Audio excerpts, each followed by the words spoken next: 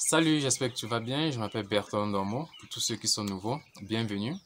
Au travers de cette chaîne, je partage avec toi mon expérience acquise dans l'élevage de poulets de chair et je te donne aussi quelques astuces et conseils sur comment je mène mon activité.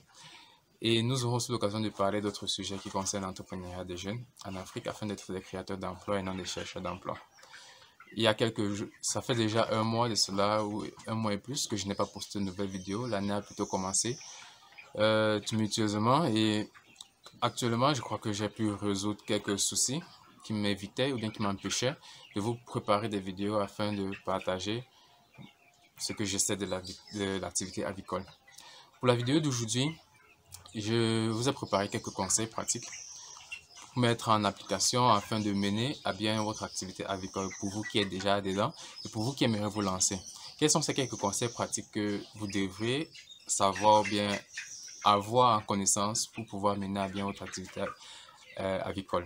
Premier conseil, faites attention à l'aliment que vous donnez à vos sujets, donc la qualité de l'aliment et l'eau que vous donnez à vos sujets. Parlant de l'aliment, savez-vous que l'aliment peut causer la mortalité de vos sujets? Quand je parle ici de l'aliment en cause de mortalité de vos sujets, je parle d'un maïs, par exemple, qui n'est pas bien sec, ou de la composition d'un aliment trop riche.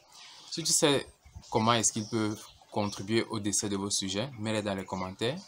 Et si tu n'as pas d'idée de comment est-ce que ces facteurs de maïs, d'un maïs qui n'a pas été bien séché ou un aliment trop riche peuvent créer le décès de tes sujets, mets-les dans les commentaires aussi que tu ne sais pas comment c'est possible et je te donnerai la réponse.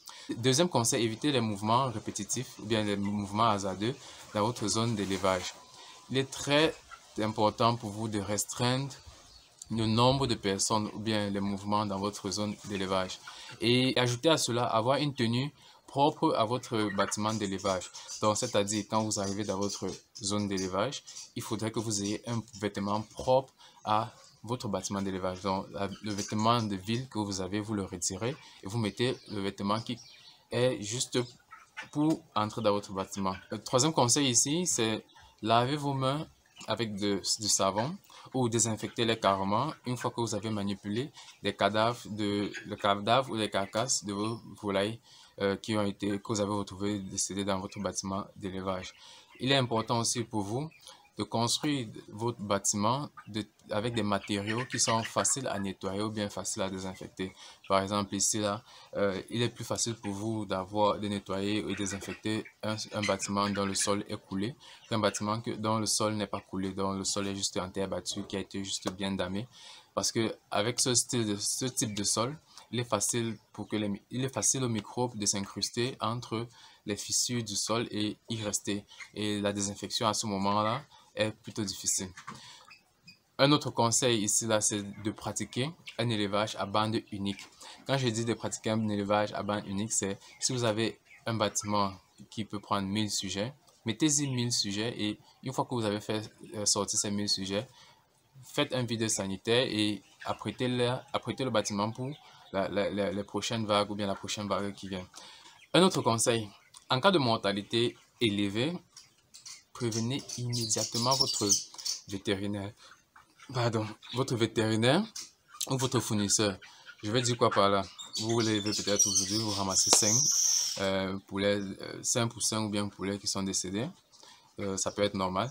Mais si le lendemain et qu'il n'y a peut-être pas de maladie visible au niveau peut-être des selles ou bien du comportement du poulet, vous pouvez peut-être la prendre comme ça et juste dégager les cadavres.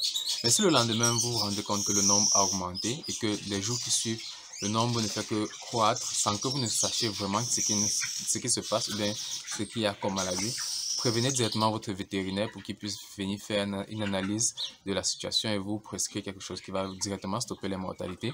Ou alors, après la descente du vétérinaire, s'il se rend compte que c'est un problème de souche, prévenez directement le fournisseur.